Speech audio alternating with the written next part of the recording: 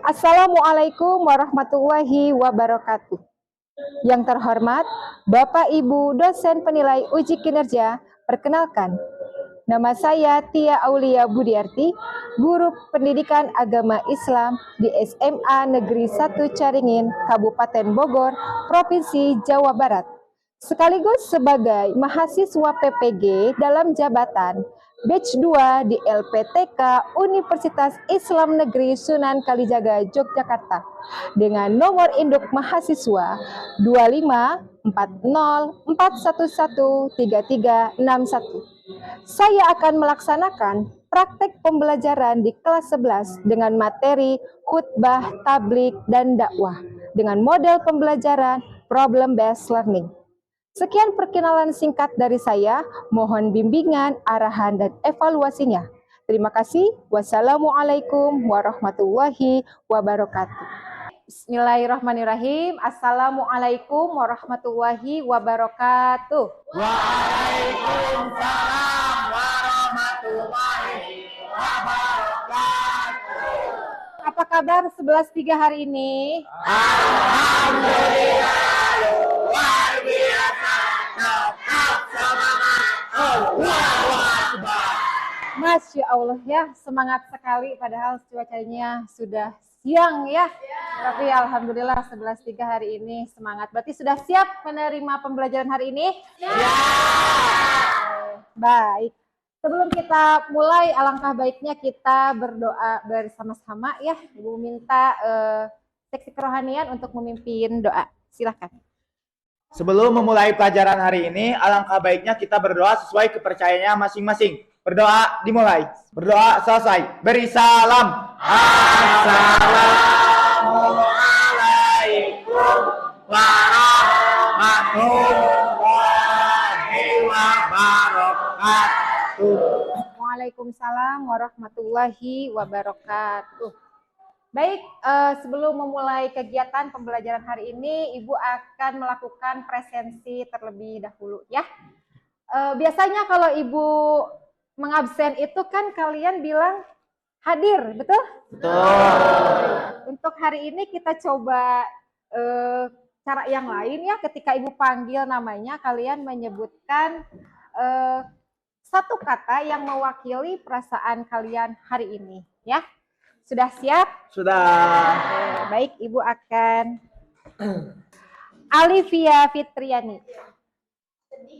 Oh, kenapa sedih? Oh, Masya Allah ya. Mudah-mudahan segera berbaikan ya dengan mamahnya.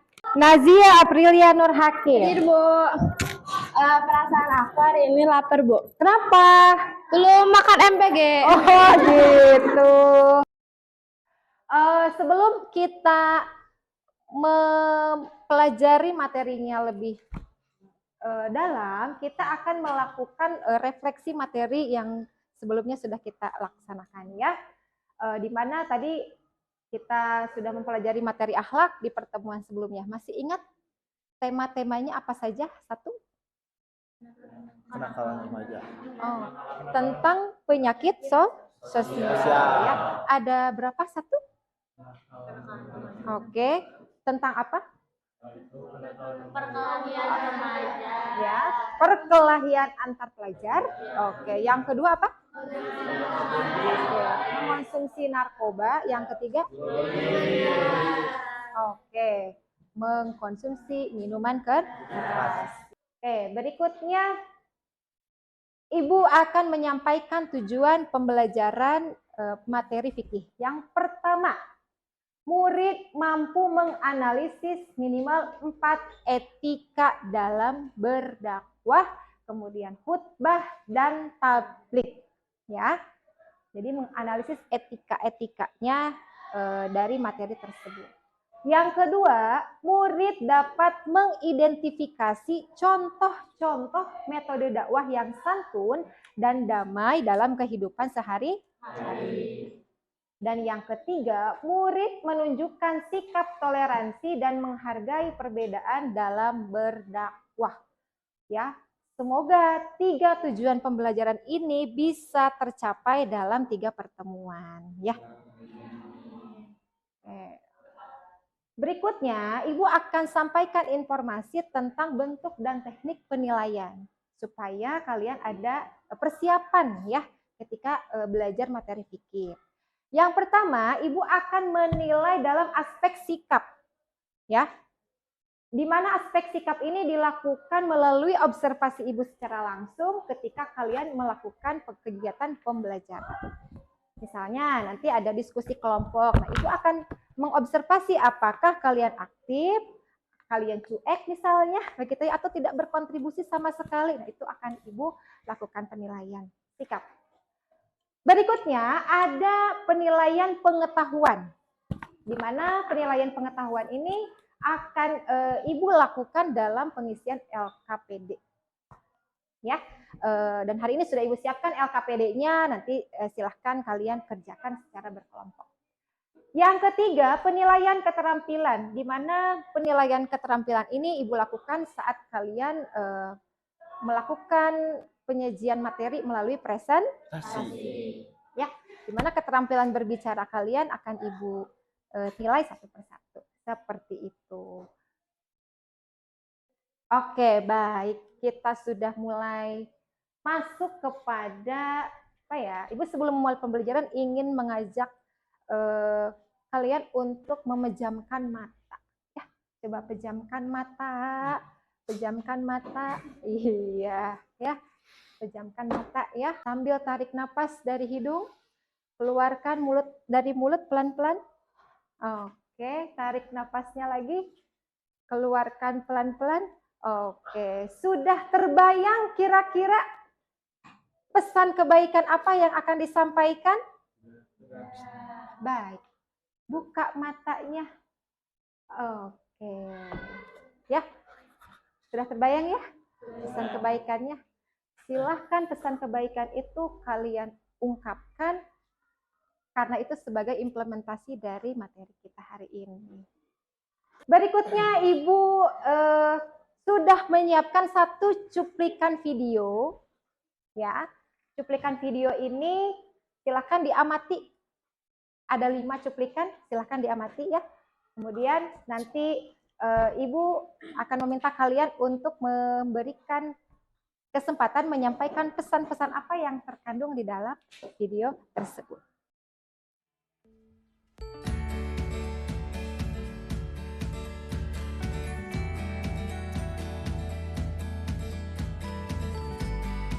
Oke, sudah disimak semua? Sudah. Oke. Berikutnya Ibu akan coba meminta kepada kalian yang sudah mengamati video tadi untuk memberikan komentarnya ya. Oke, siapa yang mau? Ibu hitung ya. 1, 2, 3. Ya. Baik Ibu. Oke, aduh bingung, ini bingung ya. Baik Ibu pilih dari belakang deh. Ya, silakan Panji.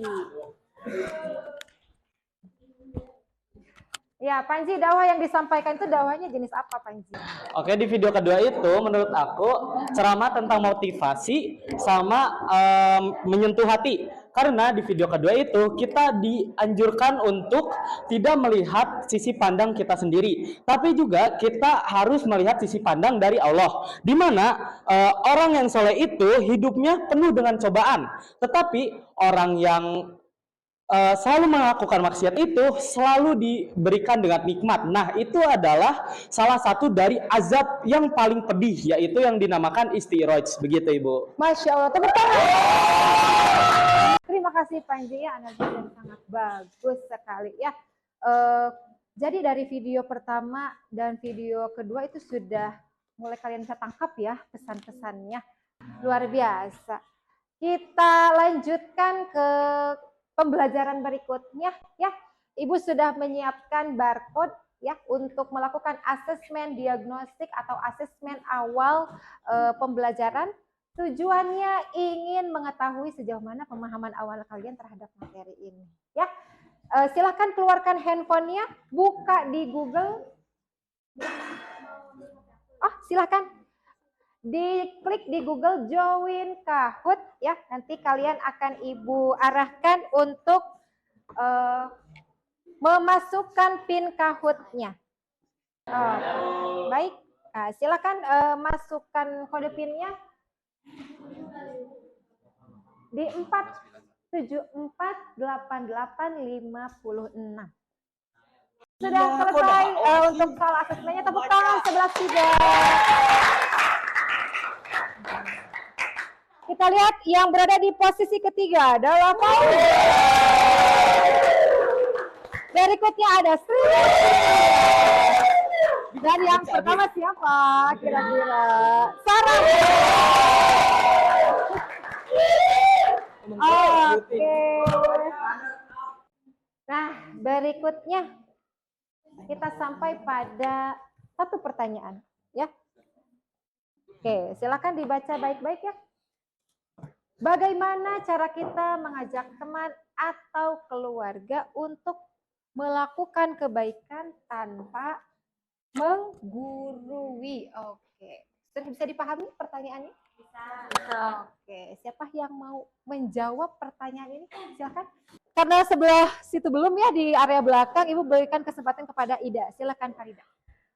Jadi di zaman sekarang itu dakwah tuh nggak cuma di masjid aja, kita bisa ngelakuin dakwah di mana aja, atau kita lagi ngumpul sama teman, ngumpul sama keluarga, atau lagi di sekolah. Nah, zaman sekarang kan teknologi juga udah maju ya, jadi dakwah juga bisa dilakuin di sosial media, di YouTube, di IG, terus abis itu ada juga di TikTok. Nah, hal ini tuh positif juga karena pesan-pesan yang disampaikan saat dakwah itu bisa tersalurkan kepada masyarakat yang banyak, terutama di kalangan remaja-remaja kita saat ini. Oke, tepuk tangan. Oke, luar biasa ya analisisnya. Ya, baik, 11.3 masih semangat? Oke, berikutnya Ibu akan mulai pada diskusi kelompok, ya. Ini sudah menyiapkan beberapa pertanyaan. 1, 2, 3, 4. Oke. Nah, kalian menganalisis ya. Menganalisis kasus ini, tantangan apa saja yang dihadapi seorang khotib ketika berdakwah ya, dalam menyampaikan materi keagamaan di era digital. Ya, oke. Kemudian yang kedua, analisis prinsip dasar khutbah atau tablik atau dakwah dan metode penyampaiannya yang sesuai dengan audiens. Ya. Yang ketiga ada analisislah rukun syarat, etika khutbah tablik dakwah dalam Islam.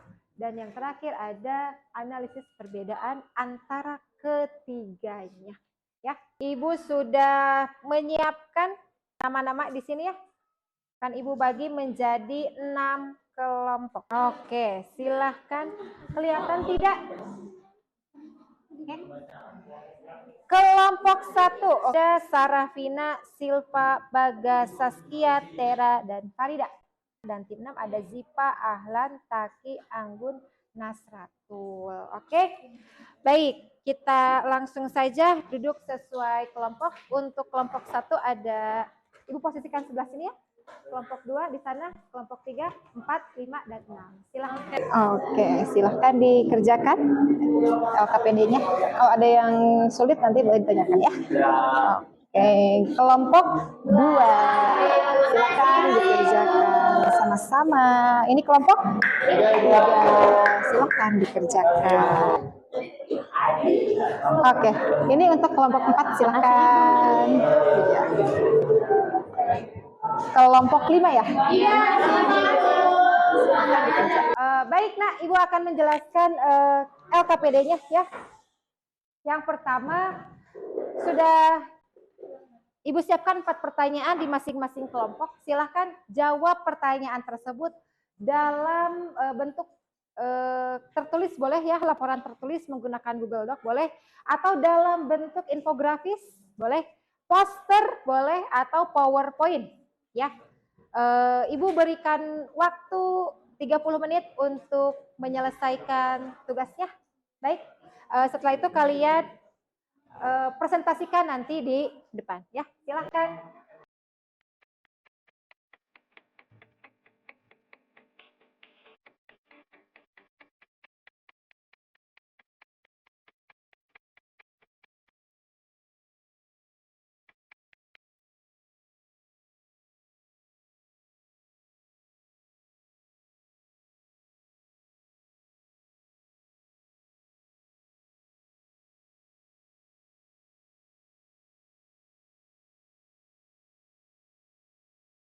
Oke, bagaimana kelompok satu? Sudah paham sama pertanyaannya?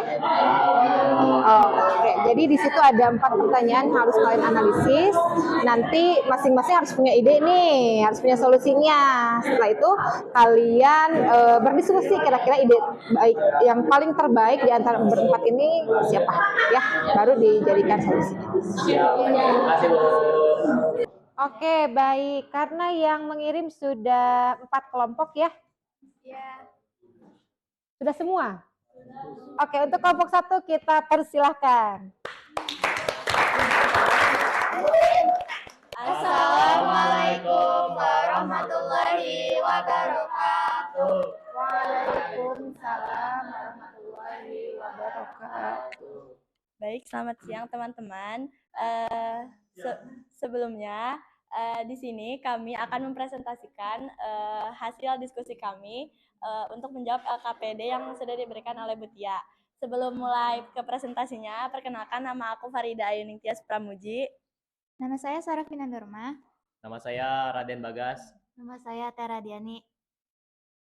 Kita langsung mulai aja ya ke presentasinya. Prinsip dasar khutbah dan metode penyampaiannya yang sesuai dengan audiens pada zaman yang modern atau zaman digital ini. Yang pertama ada prinsip khutbah. Yang pertama itu berisi wahyu. Isi khutbah harus bersumber dari Al-Quran dan Sunnah. Lalu yang kedua menyeru pada ketaatan dan kebaikan. Yang ketiga disampaikan dengan hikmat dan nasihat yang menyentuh hati. Lalu yang keempat disertai adab. Khotib berdiri, jamaah mendengarkan, dan waktu khutbah terbatas. Lalu selanjutnya, namun itu perlu diuji karena konteks sosial berubah. Audiens dalam kehidupan digital hidup dalam berbudaya visual dan interaktif, rentang perhatian yang pendek, lalu paparan konten instan dan emosional. Lalu selanjutnya sensitivitas tinggi terhadap otoritas. Mereka cenderung skeptis pada ceramah satu arah. Maka prinsip dasarnya tetap relevan. Isi wahyu tak berubah, tapi wadah dan metode harus beradaptasi agar pesan tersampaikan bukan sekedar terucap. Lalu kesimpulannya, khutbah, tablik, dan dakwah memiliki tujuan sama, yaitu menyampaikan pesan Islam. Perbedaannya ada pada bentuk dan metode penyampaiannya saja. Khutbah formal dan terstruktur, tablik lebih fleksibel, sedangkan dakwah mencakup berbagai metode. Dalam era digital, ketiganya perlu beradaptasi dengan teknologi dan perubahan sosial untuk menjangkau audiens yang lebih luas. Oke, selesai? Kita beri tepuk tangan untuk kelompok satu. Baik, Ibu cukupkan saja untuk kelompok satu, silahkan. Sekian presentasi dari kelompok kami, kurang lebihnya mohon maaf. Wassalamualaikum warahmatullahi wabarakatuh. Waalaikumsalam warahmatullahi wabarakatuh. Hebat, Hebat, hebat. Kelompok satu hebat. Oke, silakan kembali dari presentasi kelompok yang sudah dilakukan. Ada beberapa hal yang sudah Ibu catat ya. Yang pertama, penyampaian presentasinya bagus ya. Kemudian kalian juga menjawab pertanyaan sesuai dengan yang diminta ya dari capaian pembelajarannya. Kalian tadi menganalisis kasus tersebut, kemudian kalian pecahkan berdasarkan kondisi kita saat ini ya. Karena tidak mudah, apalagi untuk daerah-daerah yang ada di pelosok ya, memanfaatkan media digital itu tidak mudah. Jadi mereka ketika menyampaikan dakwah, menyampaikan tablik atau melakukan khutbah itu masih dengan metode seadanya atau metode lama. Sedangkan untuk masyarakat yang mungkin paham terhadap teknologi itu bisa disampaikan melalui berbagai cara. Jadi tidak hanya disampaikan di atas mimbar, di depan mimbar atau di dalam masjid saja, ternyata dakwah dan tablik itu bisa disampaikan di mana saja. Salah satunya melalui pemanfaatan platform media sosial. Untuk pembelajaran yang akan datang, ada tantangan yang harus kalian siapkan ya. Pertama, Ibu akan menggunakan project based learning. Jadi kalian tetap berada di kelompok yang sama dengan hari ini. Nanti akan Ibu tantang untuk menyampaikan pesan kebaikan kepada 3 orang terdekat di lingkungan kalian ya. Oke, untuk satu kali lagi ya, men-scan link refleksi ini. Oke, kemudian silahkan isi. Yang sudah boleh langsung dipublish. Oke, Bagas ya, ngajak teman sholat, Masya Allah, good job. Oke, Bagas ngajak teman sholat ya. Uraikan satu komitmen nyata yang akan kamu lakukan hari ini. Satu komitmen nyata untuk mengingatkan kebaikan sesama muslim. Jan, mengingatkan teman saya untuk menutup aurat, Masya Allah. Luar biasa, tepuk tangan untuk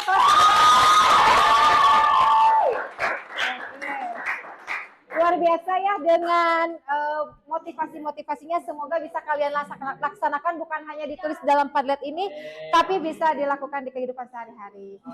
Baik, sudah selesai pembelajaran kita hari ini, boleh menghadap semua ke depan ya. Okay. Alhamdulillah pembelajaran PAI berkaitan dengan elemen fikih sudah selesai dilaksanakan. Ibu ucapkan terima kasih kepada 11-3 yang sudah mengikuti pembelajaran dengan sangat baik hari ini.